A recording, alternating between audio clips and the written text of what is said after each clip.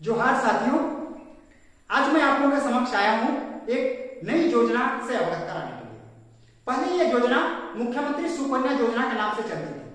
अभी वर्तमान झारखंड सरकार उसी योजना का नाम परिवर्तित करके उसका नया नाम रखा है सावित्रीबाई फुले किशोरी समृद्धि योजना।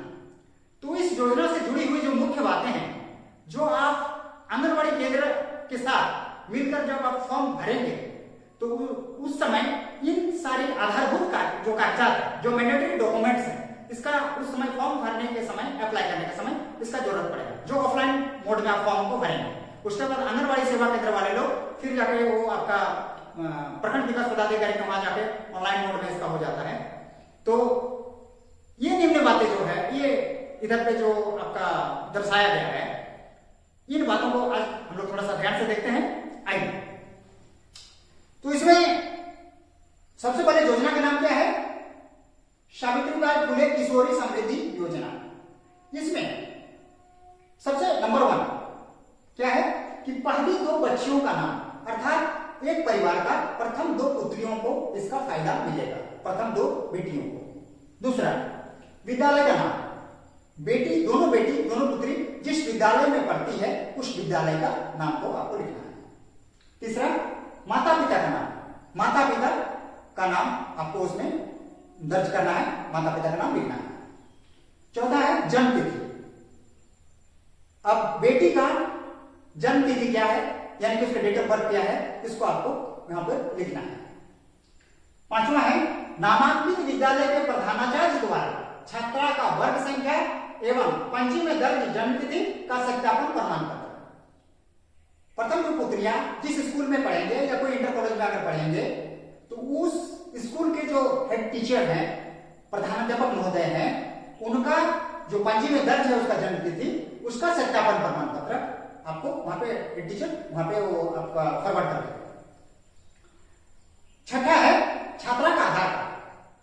छात्रा का आधार कार्ड को आपको साथ में रखना है, छात्रा का आधार कार्ड लगेगा। उसके बाद है माता का आधार कार्ड। चूंकि इस योजना में मां ही सर्वेसर्वा है, इसीलिए माता का आधार कार्ड। 7वां है माता की मृत्यु की स्थिति में पिता का आधार कार्ड। अगर मां नहीं है, मां अगर जीवित नहीं है, तब पिता का आधार कार्ड। उसके बाद छात्रा के 18 वर्ष पूर्ण होने पर मतदाता सूची में पंजीकरण के साथ मतदाता पहचान प्रमाण पत्र एपिक कार्ड। अगर दोनों पुत्री में से किसी का 18 साल हो गया है तो उसका वोटर कार्ड और एपिक कार्ड, ये आपको वहां पे साथ में रखना है, उसको दर्शाना है। 9वां है 9 नंबर पॉइंट, छात्रा का जन्म प्रमाण पत्र। 9 वाला पॉइंट ये बहुत जरूरी है, छात्रा का जन्म प्रमाण पत्र। तो अगर दोनों पुत्रियों में से किसी का अगर जन्म प्रमाण पत्र अभी तक नहीं बनाया है तो इस फॉर्म को भरने से पहले आपको जन्म प्रमाण पत्र बनाना पड़ेगा, और जिसका बना लिए हैं तो बहुत अच्छी बात है। 10वां, छात्रा की माता का स्व घोषणा पत्र। मां जो है वो स्व घोषणा करेगी कि ये दोनों मेरी पुत्रियां हैं, तो माता का स्व घोषणा पत्र। 11 है छात्रा का बैंक अकाउंट। कोई भी एक बैंक में, नेशनलाइज्ड बैंक हो या प्राइवेट बैंक हो, छात्रा का जिस बैंक में आप अकाउंट खोले हैं तो छात्रा का अकाउंट नंबर, चूंकि पैसा जो है उसका ट्रांसफर होकर उसके अकाउंट नंबर में पैसा जाएगा। ठीक है, अब इस योजना से जुड़ी हुई लाभ क्या मिलेगा? ये तो फॉर्म भरने के लिए ये सारा डॉक्यूमेंट्स आपको जरूरी है, लेकिन जब फॉर्म भरेंगे उसके बाद हमें फायदा क्या मिलेगा, इस योजना से जुड़ी हुई जो लाभ है उसको हम लोग देखते हैं।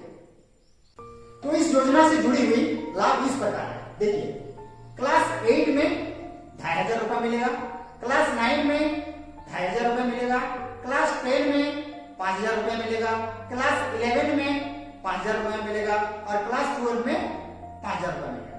तो क्लास 8 से लेकर 12 तक कितना मिल रहा है? टोटल करेंगे तो 20,000 रुपए। उसके साथ ही अगर प्रथम 2 पुत्रियों का 18 से 19 वर्ष अगर उम्र होती है उसका जन्म तिथि के अनुसार, तो उसको एक मुश्त में फिर से 20,000 रुपए मिलेगा। अर्थात एक पुत्री को कितना मिल रहा है?